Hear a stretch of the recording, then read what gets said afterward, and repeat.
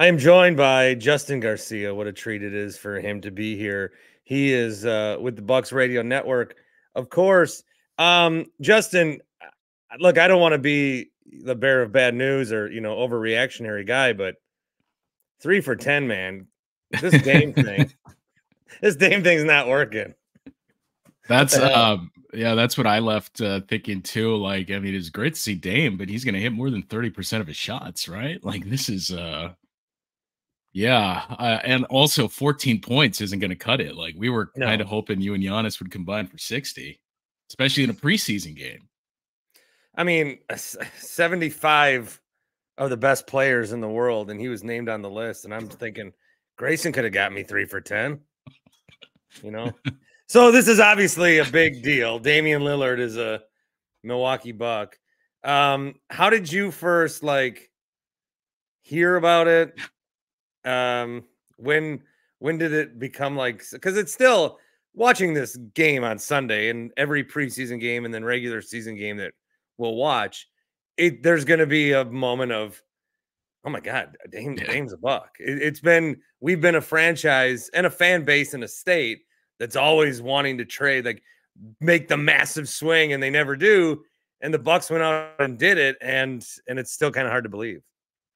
Well, so that last part first, that's the interesting part, is that, the 2021 team was basically homegrown. I mean, you make the trade for PJ Tucker, you signed Brook Lopez, but he developed here in Milwaukee to the player that he was. But Giannis, and I know Chris started with the Pistons, but they were basically, your guys that you developed. And if the same result happens this year, it's not going to be the same feeling that the Bucks are suddenly that team. I don't think it's quite my apologies for the reference, but it's not quite Warriors levels where people are already up in arms of why is Kevin Durant allowed to play there? But you're closer to that than you are the little engine that could small market team when you have Dame Lillard coming here. I know it wasn't, Dame said he wanted to come here and whatnot, but that's what the Bucks are trending towards. So that's going to be interesting to monitor throughout the year, just to kind of see the public sentiment, because especially if they're really good, there's going to be this initial feeling of, man, this is so fun. Like Giannis and Dame, we've seen it in all-star games, and this is one of the more fun super teams because they are a super team with those two guys. But if you keep winning, that sentiment is going to change. So that's going to be an adjustment for Bucks fans. In terms of when it happened and how I found out, it was strange because that day, as most true basketball nerds, I subscribe to quite a few podcasts and whatnot. And one of them is Mark Stein's news Substack that he does, and I got a notification. Steinline, is that still what it's called? The Steinline? Or did he not have the right? So I mean, I should know because I'm giving him money on a monthly basis, but I think it is the Steinline. But they have a Discord, which, by the way, I never use. That's the ultimate. This is a step too far for me, that I'm just going to jump in these chats and hang out with basketball fans. But I realized I had it on my phone, and I got a notification from it of somebody posting a chat of, it was something like, in what world do the Bucks have the assets for Dame Lillard? And you read it and you just think yeah, I agree. Why are we even talking about this? And it was 10 minutes later then that you open up Twitter or start to get texts, X, I'm sorry if that's what you refer to it as. Nope. And found out through that of holy shit, this actually happened. It is crazy. And I think that what I've been arguing is that it should be people should be treating this like it's KD to the Warriors. They should be treating it like it's LeBron joining the Heat. I mean, this is a massive deal. And I straddle the line of so on Sunday night, I'm doing my CBS Sports Radio gig, and I'm telling Lions fans, okay? I'm telling Lions fans, there's going to be things that happen. Just don't buy into you're going to start to get mad. Cause I remember when the Brewers started getting good, and then people were just obsessed about the power rankings. Yeah. The power, how are we fifth in the power rankings? We should be fourth. The fourth best team is the Braves. We just beat the best Braves. Record in baseball. Yeah. I'm just saying, it doesn't matter. It doesn't matter. So what I was telling Lions fans is sit at 5-1, coast behind, like use the draft of you just coast behind the Niners and the Like Eagles. lose now, and yeah. like let the Eagles and Niners keep winning, and you're the You'll be team that's fine. like, should we pay attention to them? But I'm always saying don't fall into the traps of the national narrative. And then whenever it comes to the Bucks, like they're the team that gets me all tribalistic about, whoa, wait a minute. Because there's a national narrative on the Packers and then the Brewers and whatever. And it's all, but with the Bucks, it's like they trade for Damian Lillard and they were almost getting criticized for not perfecting basketball. It's like they trade for Damian Lillard. Oh, whoa. Okay. But before you call them, before they're 100 out of 100, they might only be a 98 out of 100. Like the Celtics over here at a 90 out of 100. You know, they're still like, I don't get the sudden rush. Like this is going to be insane. And there was a lot of water thrown on it. And it bothers me because those voices do carry a lot of weight on how the league is covered. Yeah. I mean, that's the thing is, as you know, and I think others, that if basketball is your favorite sport, you really like, there's 4, 5, like you can count on one hand the national voices that have a platform where, like, well, they actually watch, not just the Lakers and the Knicks and all the coastal elite teams. Like they're actually watching a decent amount of other teams, and I'll take their opinion and put some value behind it. For the most part, the others just don't. So that's why I've always, I don't know, been irked is the right word, but it's always funny to me when we get up in arms over what the national perspective is about the Bucks, or like, case in point, what, 2-3 weeks ago, when all of a sudden the Bucks are the title favorites, the Celtics get Drew Holiday, and now the Celtics are the title favorites, and we want to be mad about that, which to one extent I agree of like, whoa, where, not to say that Drew was ever not viewed as a good player, but where was this? We've been the one screaming to the world how good Drew is. Right. Like, where was this the last 3 years? I agree. He's a very, very good player. But when you hear about some people talk about what he's going to bring offensively, that's when you know, like, okay, so you just didn't watch, or you watched once or twice in the playoffs. So, like, I get that, but just the whole, I'm going to be upset because I think the national media doesn't care about the Bucks. I mean, do the national media care? No. Do they like go out of their way to not care? I don't think so. I think it's more just out of sight, out of mind. And I think it's ingrained in them. Well, yeah, and I think like obviously LeBron is going to be a bigger story. The Lakers, and now Victor Wembanyama. Like, there's more stuff. This should be a huge deal. I'm going to be curious to see what the coverage is, but I don't care if people that watch the Bucks 2 times a year, or 4 times, 5 times a year. Other than that, they're just watching the highlights and looking at box scores. I don't care if they don't think the Bucks are going to be better than the Celtics, and I don't think fans should. Well, I'm somebody who gets irked easily. I'm pretty sure, Justin, that there's going to be a day I get banned from of all the places in the world. I think the Metro Market in Shorewood is going to have enough of me. So 2 things have happened recently. I tried to get liquor and then pay for it with the rest of my groceries, but the guy was adamant I had to pay for it at the liquor spot. Why? Which I don't know. And then so I said, well, screw it. I'm not buying any of these groceries. And I just left my cart and left. And then did you say that to him? Yeah, I said, I'm not buying it. Then I'm out. And then today I bought 3 things. I bought a pack of breakfast burritos. I bought a 6-pack of Mountain Dew Zero. And I bought garbage bags, Kroger brand.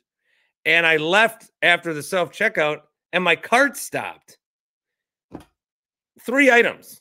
And the guy's like, oh, let me see your receipt. And then I ripped it out of his hand. And he goes, damn. And I go, well, this is some fucking bullshit. He's like, I didn't stop your cart. I said, well, you might as well have. If you don't trust that I can't leave your store with 3 items, then pay for a guy to check me out. So anyway, I did want to gripe about that, but I'm a real Karen when I go to that store. Are you always a self-checkout guy? I am, yeah. Yeah, so am I. Like, I mean, I get like at first, especially when these became more prevalent in the well, you're taking away jobs and like, I guess, but like, I look, you know me well enough.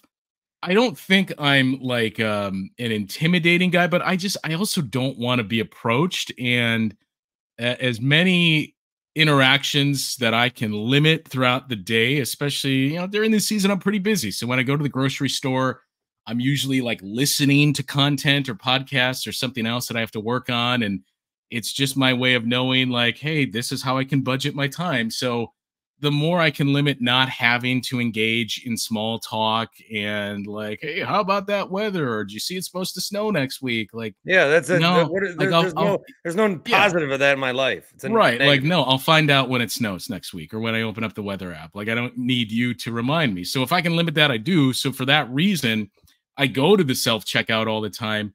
But now it seems like we had this period where those became popular, and then you would get people way back when that would write a check at self checkout or didn't know how to use it. And then I think like we all kind of agreed, and maybe it was COVID when there was more of that. Like, all right, we know how to use it now. But I've noticed like since then, it's reverted back to Oh, this like, is an excellent point. yeah, like I'm going to take 25 items. And look, if you're a seasoned self checkout person and like it's small items, I can get in and out fine. Like I don't care if the limit is 10 and you have 45 of them. If you can get out of there, Well, great. I used to be a grocery store bagging attendant, so I know how to do it. Yeah, so you clearly can do it then, yeah. But now we're getting more and more of these people that, like, when I go to a self checkout and I see there's like 6 of them and they're all taken and 4 of them have the blinking lights because somebody doesn't know what they're doing. I debate every single day, like, I'm just leaving the cart and I'm walking out. Well, that I feel like grocery stores have also they're like finding reasons to make it tougher. You can't just put at Meyer, you can put your coupon in and go about your Yeah. day. At Pick and Save, it's got to be like, all right, well, let me inspect. Oh, you got alcohol? No, I'll get your number. It can't just. Oh, you got fucking cough syrup. Yeah, because I'm a 17-year-old confidently strolling, buying NyQuil that I shouldn't. I'm a pretty seasoned self-checkout person, and I feel like I know what I'm doing there. But to me, what drives me crazy, like Meyer probably has the best setup, but like Metro Markets and Pick and Saves are not the greatest because of the space that you have for your bags. So like if I need 2 bags and I got to move this one out, then it's like, well, we got to send the attendant because it looks like you're trying to steal food. Like, no, I'm just trying to put the second bag here. So basically, as we sports and stuff this, what's happened and what I want people to be aware of is this kind of ire that I feel, these kind of, It's sort of curb it's your going enthusiasm, to like your everyday life people now. sort of your curb your enthusiasm type situations. Like I don't need to be this way. I'm not born this way. It's really the Ramona Shelbournes of the world and Brian Oh, so Windhorst that's of the what world brings it out. Okay. that makes me this way. Because when Yeah. when my cart freezes and thinking that I stole something, first thing that goes in my head is Brian Windhorst and what he said the Wait. day after. Yeah. So wait. So like cart, like as in the digital screen, are you saying for cart freeze? Yeah, they froze it as I was leaving the store. It froze. What do you wait? What? I checked all my items and I was leaving the door and my cart locked. So the actual cart. Wow, I've never experienced that. Wow. So then I tried to push it. So I would just abandon it. I did, Well, but then the guy's like, I you need to figure it see your out. receipt. It's right here, Chief. And then you just keep And then I walking. ripped it out of his hand and he goes, damn. Are you do you have a Costco membership? No. Oh. Well, there's none by my house. I'm not driving 20 miles away. I mean, the New Berlin one isn't that far. That's my preferred one, too. But I'd probably go up to the North Shore. I do love that one. I am a North Shore Nancy at heart. It's just a little bit further to get to, but it's so annoying now that they installed self checkout, which like I'm a Costco guy versus Sam's Club, but like Sam's has the technology right where I don't even have to talk to anybody. I can just check out through the app and leave. and like pickup and stuff like that. And Costco is still stuck in the 1990s, but they recently installed self-checkouts. And now every friggin' time I go there, before you even go to checkout, somebody will come up to you like, can I see your membership card? And like, I'm not taking a cart to Costco because I'm shopping for one. So my hands are full. It's like, how do you expect me to pull out my card right now when I'm holding a 15-pound bag of peanuts and something else? And it's every freaking time. Like, if you're that hard, well, whatever, almonds, cashews, something. If you're that afraid that people are just giving out their membership card, like, first of all, who cares? You're still getting the money. Let it be known that I did try to pivot my guess back to basketball, and then you start bitching about. You know what? And I got one other thing that this is my ultimate, like, grinds my gears. Is I mean, as you can see now, I've been drinking coffee all morning, and I'll drink it all day.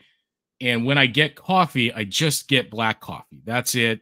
Well, because you're a man like me, you're an alpha, Mike. Like right. me. I don't use cream or sugar. Sometimes over the summer, I'll get like iced coffee, but that's it. I don't get lattes or mixed drinks or any of that. And we are very much in the minority that when I go to a place, I am waiting 15 minutes behind 4 people that just got everything that I don't want. That in 2023, going on 2024, why can we not have one line specifically just for coffee? That is it. Or like pour your own. Right. Yeah. Like just come up and pour it, because then someone will burn themselves and sue. So they won't do that.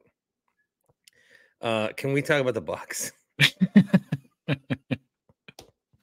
What I like about the preseason game is, you know, I think like Giannis talking afterwards, I've never been that open, and I think that's a good quote to stick. I think like what we wanted and what we'll continue to want for the first couple of weeks is we're going to want that incredible moment instantly. We're going to want, oh my God, this is it. And I think if we take a look at some of the games now and then some of the games towards, you know, the playoffs, you're going to see a progression of more things being clear for those guys. Because I do think a lot of Giannis has been great and Dame's been great. And this is completely unlocking like the one thing they never thought they would have, or even be capable to have on the floor with them. And I really don't think that we're going to see a game where we go, all right, that's the best it can be. Because I think it will always improve. And the more these guys play with each other, like, and it's going to open up more for, like, I'm excited. I remember one night, it was a Saturday night. It might have been against Portland. Bledsoe was here, and they all scored 20 points. Yeah. Bledsoe, Drew, or Bledsoe, Middleton, Giannis. And it like never happened. And they were all like being crazy in the post game. That's going to happen like every night now. Middleton will be open, you know, whoever. This is going to be really fun to watch. And it's only going to get better, I think, as they continue to mesh. I remember, I think it was the fall, because we got. Thank you. That wasn't a question. Don't go Nick Castellanos on me. I know I didn't officially ask the question. I'm having a conversation is what I'm doing. It was because the Bledsoe deal was that December or November. It was early in the season. So it was the following year where I remember we were actually like tracking that on the broadcast too, of like, what is the record in games when these guys each score 20 points? And even that, you were like, in hindsight, like 20 points is not that hard to score in the league. And I think it was like 7 or something. It was still very low. A lot of times because like Giannis and Chris would have more than 20 and Bledsoe would be like 15 to 18 or something. But yeah, and you know, for me, it's weird too, because you're almost like, I don't know what the takeaways are from preseason. I mean, all the coaches that you hear talk about it, and Billy Donovan mentioned this specifically before that game against the Bulls, a week ago, basically saying, I don't take anything from preseason. Like, we know what we want to do. We don't make in-game adjustments. I don't care what the other team does. It's basically like, we want to rebound and we want to score in the paint. So let's make sure we're trying to do that in preseason and not get injured. And I kind of side towards that too, where especially when you look at, for the first 2 games, some of the lineups that were on the floor, like, well, I mean, what is there to take away from this and the amount of minutes Robin Lopez is going to play in the year? But there's a couple of moments last night where, you know, the Giannis and Dame pick and roll that we've all played in NBA 2K and have said, like, this is going to be unstoppable. there was one I remember where Giannis came off the roll and the defense was waiting for him. And I think it was Jay Crowder, but just immediately found the read to an open man. And you're like, well, that's going to be Chris Middleton a lot of times this year. So even if you think, all right, we'll just take Dame out of the equation and take our chances with Giannis, or we'll take Giannis out, there's Chris Middleton as the third guy. And then the other thing was, which I think is going to be the bigger like work in progress throughout the season, is there's a couple of times where it's the offense is just going to be so different that you've never had anybody obviously like Dame Lillard. I mean, 28 teams, 27 in this league have never had anybody like that. But for the teammates, I think there's a couple of times you saw last night of like after the fact, the realization of, oh man, we got to look to get the ball back in Dame's hands after he gives it up, because not like two Steph levels, but he's moving off screens and he's doing everything he can to get open. And we know he can get off his shot. So this is how we did things in the old way. And we kind of got to break our brain to say, oh, nope, I got to look for him again. Yeah, it'll continue to improve and get better and get to a point where it is. I mean, there's going to be nights where we laugh. Now, I did say this again. I did say this when we got Mirotic. Who, by the way, did you see voted as the best international player not currently in the NBA by GMs? Yeah, well, I think he won the MVP over there last year. And he was, it was very Jonathan Scope levels of play over here to relate it to the Brewers. And I think, so another thing about that game is some people liking the defense that they were running. The Bucks trade for Dame, and everyone's trying to make excuses about why the Bucks aren't yet still as good as the Celtics. They never mention coaching. Like if you're going to pick on anything, say, well, how will this work under a first-year coach? That's more, I think, digestible than, oh no, I mean, Drew, they barely upgraded. I mean, okay, come on. The first-year coach part of it, he's got to go through all this. There is going to be, like, they are going to, I think, focus more on defense. And hey, Dame can't play defense. Guy had 3 steals on Sunday. Okay, not too bad. But I do think, like, and I'll ask you that, you're closer to it, but I think there's going to be more of an emphasis on defense. And I think that team is willing to do that a little bit more. I think they've always, especially with Giannis, but I feel like they'll pride themselves on that part of the game. It's been interesting to kind of hear some of the stuff that's been said. Like I'm not trying to say that these guys just didn't like Bud, and I don't think that was the case. Brooke Lopez talked a lot about his relationship with Bud on Media Day and how Bud basically resurrected his career, that he was kind of a novelty act with the last year in Brooklyn and then that 1 year in Los Angeles, but there wasn't a whole lot of interest. The Bucks got him for I think the mid-level or the biannual exception. And now he's making $25 million a year and all of a sudden in the contention for defensive player of the year and an all NBA type of player. So like Bud did a lot of good. I think what we saw the last year was basically, things stale might not be the right word, but everything kind of runs its course and gets stale. And I think they were just kind of stuck in this, well, this is the way we do this. And for all the knocks on Bud of, well, he doesn't make adjustments, I think that's kind of what came through the most in what you're able to parse from what players had said of like, well, this is just kind of how we did it. And Bobby Portis too, talking about Bud's trust, and you got to win that if you're a new guy, especially. And that's why we would see a lot of the same stuff. So that's going to be the biggest change, is seeing that. I don't think it's to the level of, I've seen a lot of people pile on too, like, well, we got all these young guys now and they would never develop under Bud. I mean, like, I'll just go back to the Marjan thing. Who was Marjan supposed to play over last year, especially when that team was healthy? I get nothing worked in the playoffs. I don't think Marjan Beauchamp was going to be the Jimmy Butler stopper or the guy that would really turn that around. It was a veteran group, and when they were healthy, there just wasn't going to be room for him. So his development had to come with the herd.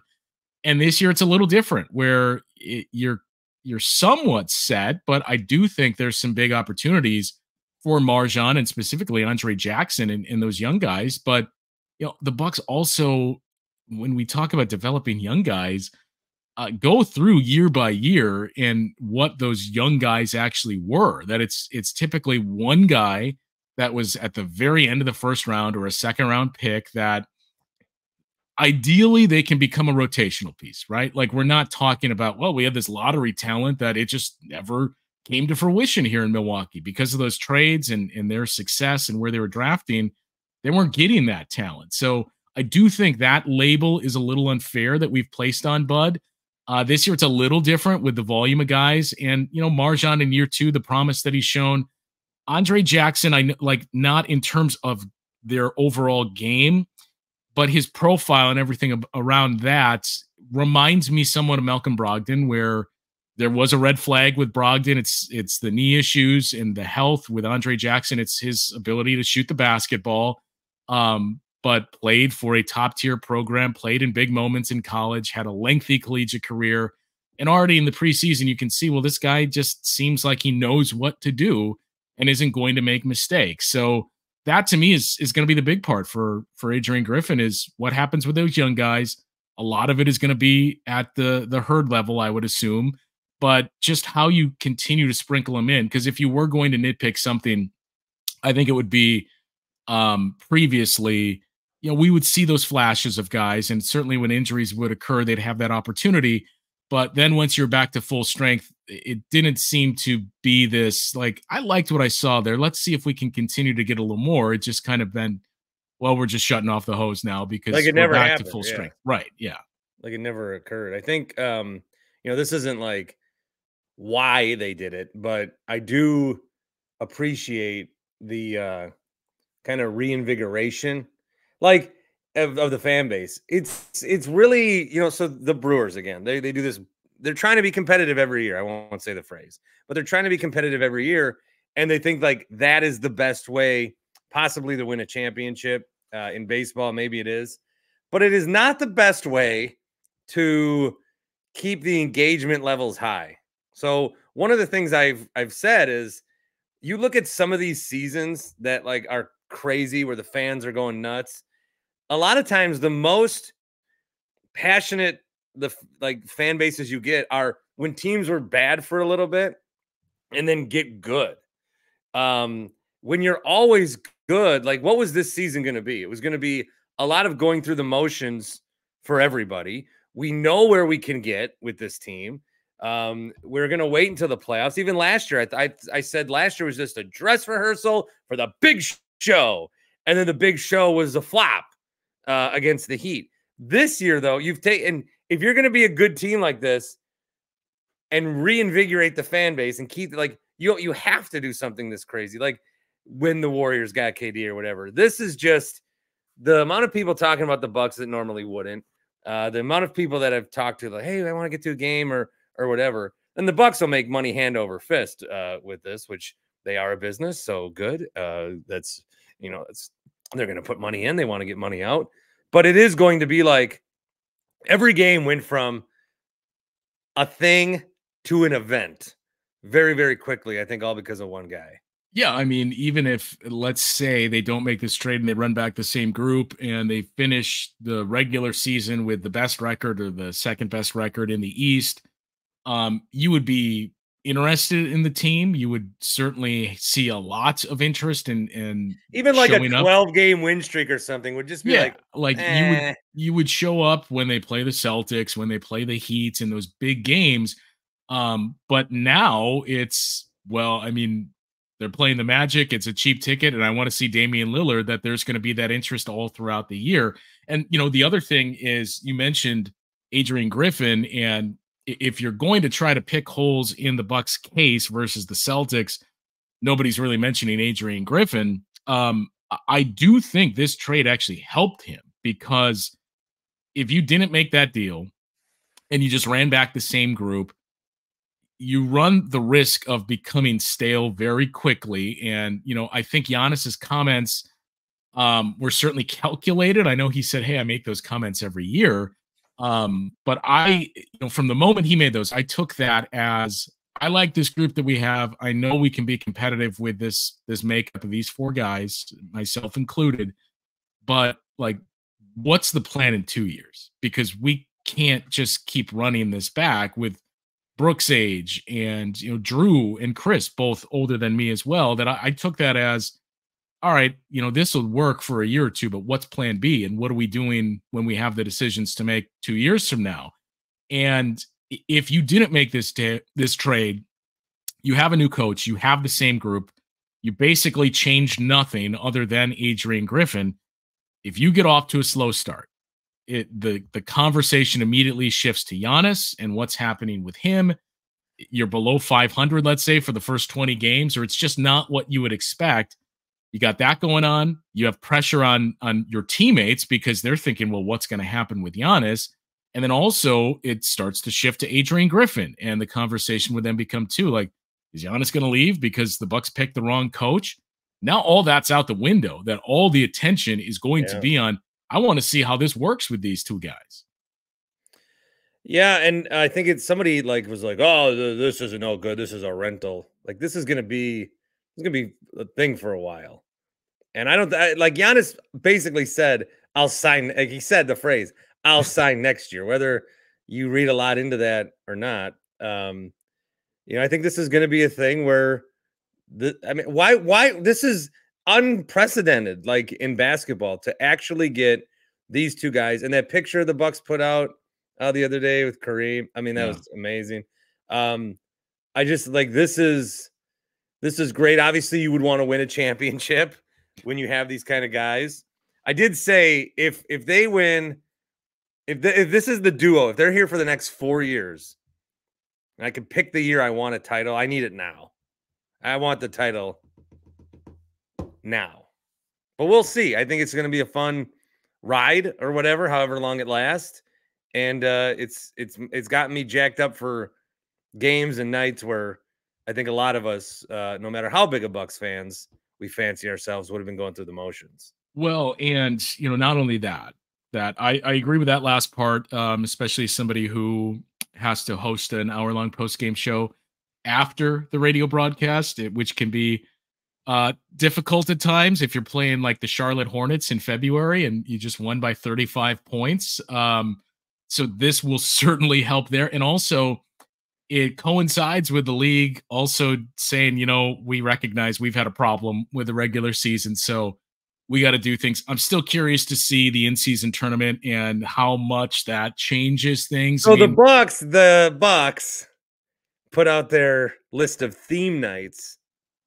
They included in-season tournament in the theme nights. Yeah, I mean, those are themes, man. It's a chance for the players will each win. If you win the tournament, I think it's 500,000. So that's why I root for sports, is so that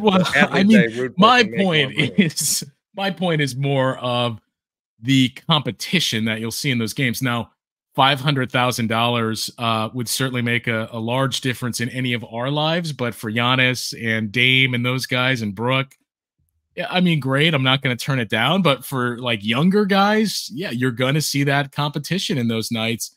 And I mean, I get the sense that the league, because we're still waiting on the new TV deal, I get the sense that the league has kind of already. You just muted yourself.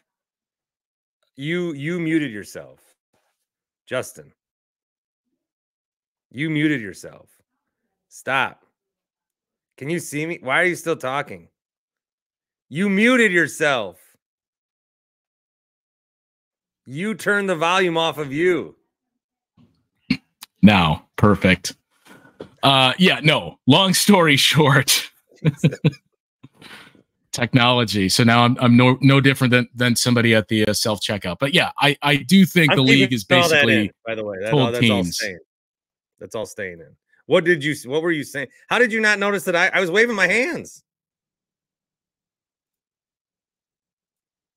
You not hear me now? Oh, now I got you. All right. What are you operating at? I moved the microphone, and it's so finicky that if it gets bumped, it just changes the default settings to like computer speaker and whatnot. But long story short, I think the league is basically told teams, like, this is a big deal for our upcoming TV deal, and we need you to play like this is the playoffs and this matters. So I think you're going to see that for these games. Wow. Great. Not into it, not into the theme No, night we'll of see what in-season happens. tournament.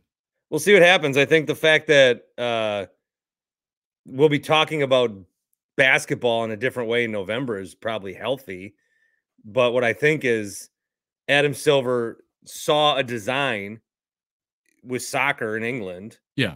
Doesn't have the infrastructure No. to do that. Yeah. And is going to try to do it anyway. Yeah. So, yeah. like if they do an international club tournament, that'd be crazy good. I was just going to say it. I mean, it seems like it's all obviously coming from soccer. And I think Adam has even referenced that he's a fan of it. And that's one of the things he likes about what we see there. But you see everybody else point to like, well, they should try this or this or this. And to your point, like, no, like we're not set up like that. Like certainly not like relegation. The NBA, if the NBA had a G League and an H League and an I League, and it's like if they had 6 leagues and then Canada and Mexico and any other country also had like an NBA equivalent league. Oh yeah, you can do these tournaments left and right, but you are the thing. You're not going to get Atlanta and New York to turn on the Jets in November just because you told them to. Yeah, I mean, I'm curious to see how this evolves, and if we do eventually see some type of in-season tournament that features international play, as well. And I think the other part too is, I mean, they clearly think it was a problem, and it was that, you know, if you're a fan and let's say your son loves Steph Curry and you buy tickets to bring your son or daughter to the Bucks game because they want to see Steph Curry, like it's not the right model for the league to be like, well, you should have checked the schedule and saw that that's night 2 of a back-to-back for the Warriors. Sorry, you won't get to see him. And those tickets that you just paid for are basically meaningless. So everything they've done between the tournament to a lesser extent, but even the player participation stuff, and the whole, you got to be 65 games to be awards eligible. It is all cognizant of fans don't like what we do for 82 games during the year. Our playoff model is great. We like it. And they will certainly point to the Miami Heat and the Lakers as why the play-in tournament is a success.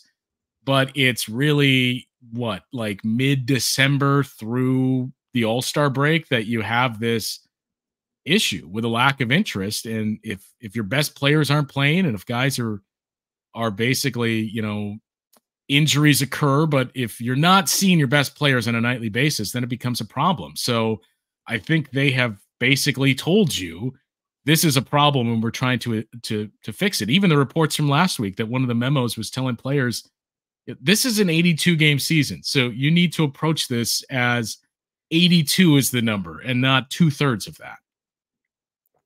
So I texted you the other day about WWE. Because they had a SmackDown that was for the ages. It had everything. It was great. Big moments, backstage moments, in front moments. And I see like, so there was this little, if you're not aware, and I think most of you are, you like wrestling. AEW is going to be on a Tuesday because of hockey, I think, or baseball. Yeah. So, okay, whatever. So then NXT's on Tuesday and WWE's like, well, we don't want to give them an inch. So let's throw everybody there. And they beat them substantially in the live ratings. And Tony Khan was tweeting and promoting this thing, and then they got beat, and then he's looking for justifications. Tony Khan runs AEW. I see so much of early day Bart Winkler and Tony Khan, especially like, because Tony Khan's new guy on the block. He's going against this behemoth. When I started on radio, who is this guy? I remember I was driving home one day and Gary Ellerson was just going on this rant about how, hey guys, we're going to have our best month of shows. You guys don't even, like, he was telling the Big Show that he was shitting on me because I had tweeted something like, don't you even stop. We're going to have our best month of shows.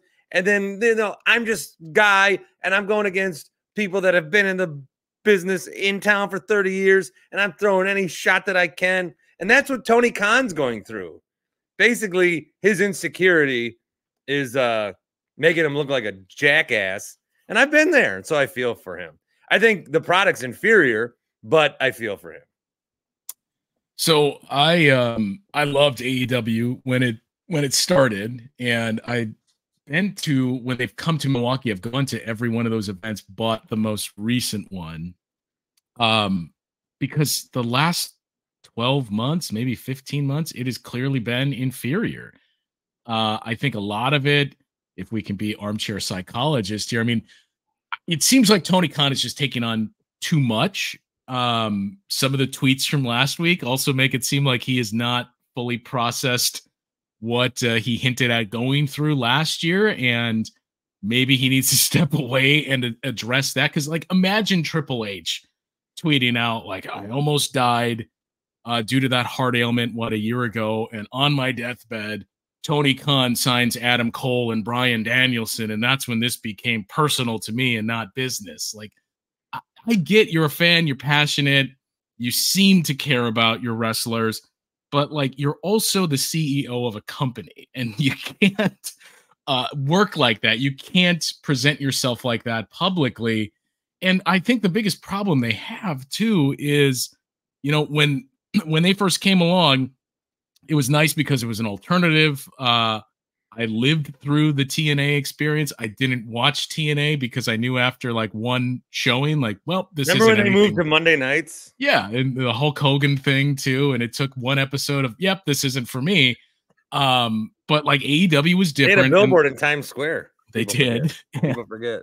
They started out as the clear alternate to WWE. We're not trying to do WWE. We're going to have a better work rate. It's younger stars that a lot of fans may not know that we're developing. And in the last year, it's just shifted to everything we hated about TNA, where it's, well, what happened to your younger stars and really presenting them more? I know some of them are still featured, but like, what happened to being the alternative to WWE? And now you're signing every former WWE guy you can get your hands on. And those are the guys that are at the top of your card. What they're doing with MJF is totally, it's awful and laughable. And I know everybody's defending it because you just don't get it. But if the WWE was doing this, where their champion is never defending the title, I know you can say that about Roman Reigns, but he has just as many defenses as MJF. And he's in a comedy angle where it's just these stupid inside jokes, and that's all you're doing. Everybody here would be crapping all over that, but because it's AEW and because it's all the indie darlings, they love it, and they just program their shows in a vacuum where it's every week, we're going to put on these great matches. And if you just want to unplug and watch great wrestling matches, sure, AEW is great, but they do nothing to advance any storylines, and it's just drifting more and more towards the let's bring in all these other guys when we already have a ton of people on the roster that we're not using. And Tony Khan just acting like a madman on Twitter. Yeah, I'm trying to think where the top moments of AEW have been so far. Like ever in the history of it? Yeah. Punk coming back was huge. Punk and coming then back. He's in worse shape than Tony Khan almost. Yeah, Punk's return. I think Hangman Page winning the title was a pretty good moment. The night that Adam Cole came out, and then Bryan Danielson. Those are WWE guys. Yeah. Edge's return didn't pop a number at all. Well, look, there's a promo. Did you see that promo from like 8 years ago? Yeah, where Triple H is yelling at Edge like, "You don't draw. You don't move numbers." Well, I mean, that's the thing. I like Edge. I think we were talking about it as it happened too. And I was really disappointed that he went there because I liked Edge. And I didn't realize how much I liked him until like the last year in WWE. And when it became apparent he's probably leaving.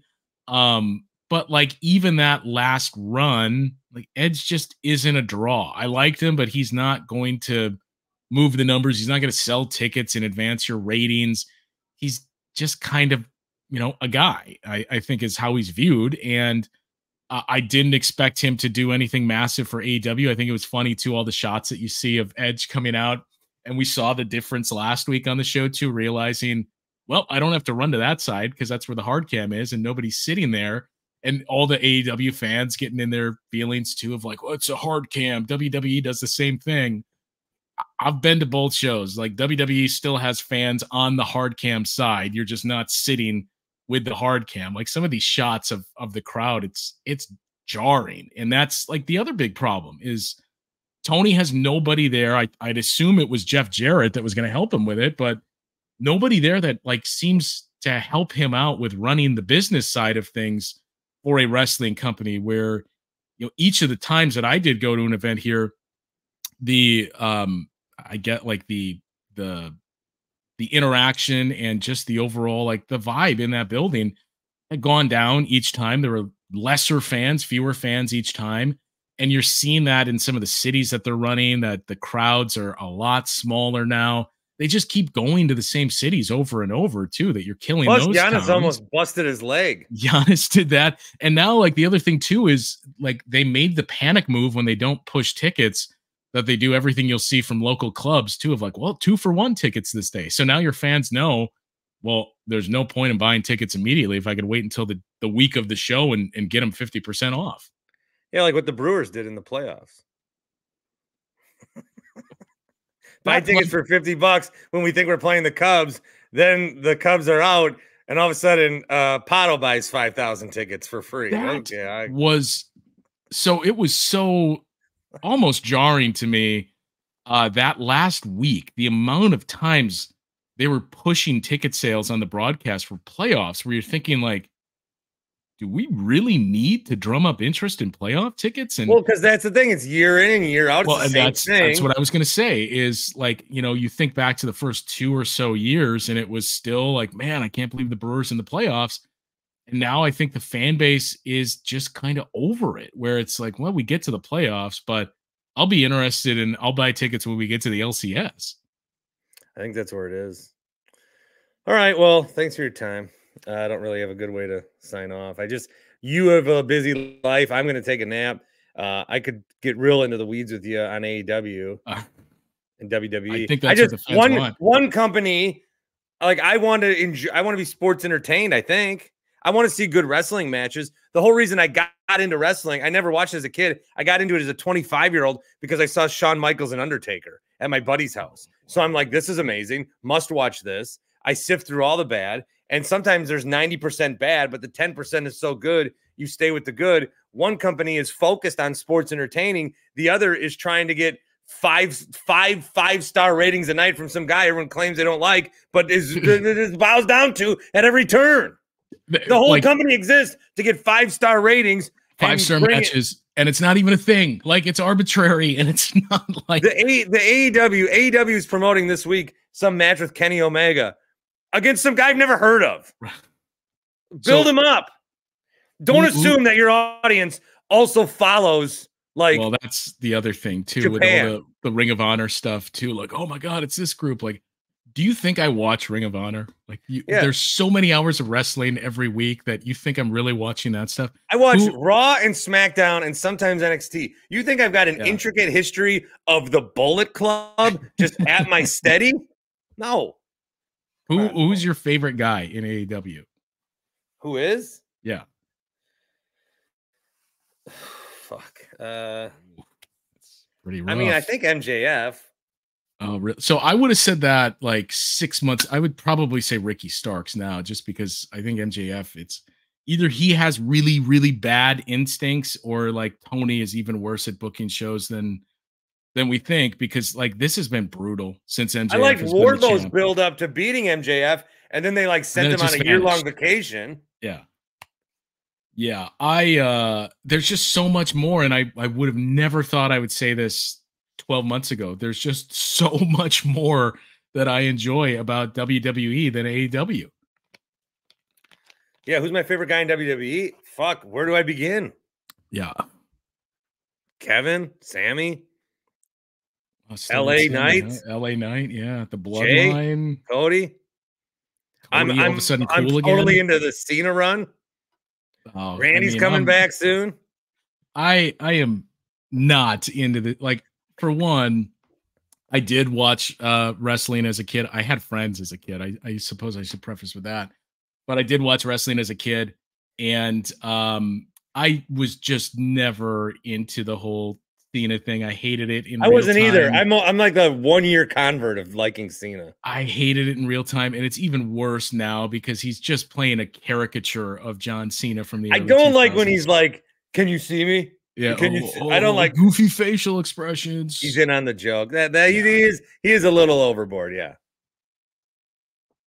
I did not mean to keep you this long, but thanks. No, I mean, no. Anytime we get a chance to talk about the sweet science, I am. I'm. Are you going to SmackDown or Survivor Series? I think SmackDown I might. I'm waiting to see if I can get a ticket from someone. Yeah, I assume you're afraid to me. I'm You're still. one of the 5 people that I might be able to finagle a ticket from. I'm still. I think I'm moving that day, so I'm hoping to have everything The wrapped last up. time they were in town, I got to interview Cody Rhodes on this show, I know, man. which was weird, but he was That would awesome. be now. You try to get LA Knight. Sorry, he's busy. He's doing the Today Show. Yeah. Cody sat down. He's like, "Yeah, I'm doing an hour of these. I love doing them." But Rhea was in the next room doing like 4 hours, and he's like, "That is too much. Like, what is she doing?" But yeah, he was great. I don't know. Maybe I wonder who they'll offer this time around. Oh man, Rhea Ripley, if you could get her. Rhea, one of the pretty deadly guys. Butch.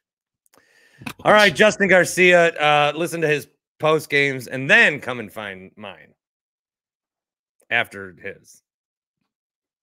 Because this is just a hobby for me. I don't care. I'm not doing this. It's a pretty well paid hobby. I'm not doing this to try to stay relevant. Is what I call myself, the cockroach of Milwaukee sports media. You can't kill me. You think I'm dead? I'm popping up on your goddamn TV screens Monday mornings. What the fuck? I mean, you may be one, but I can think of larger cockroaches in Milwaukee media. I should probably keep the names to myself, though. Some love the larger cockroaches. Like, people put breadcrumbs on their doorstep and invite them in. I have to fight for my own scraps. So that's a good point to leave. Justin Garcia. Thanks, buddy. Yeah.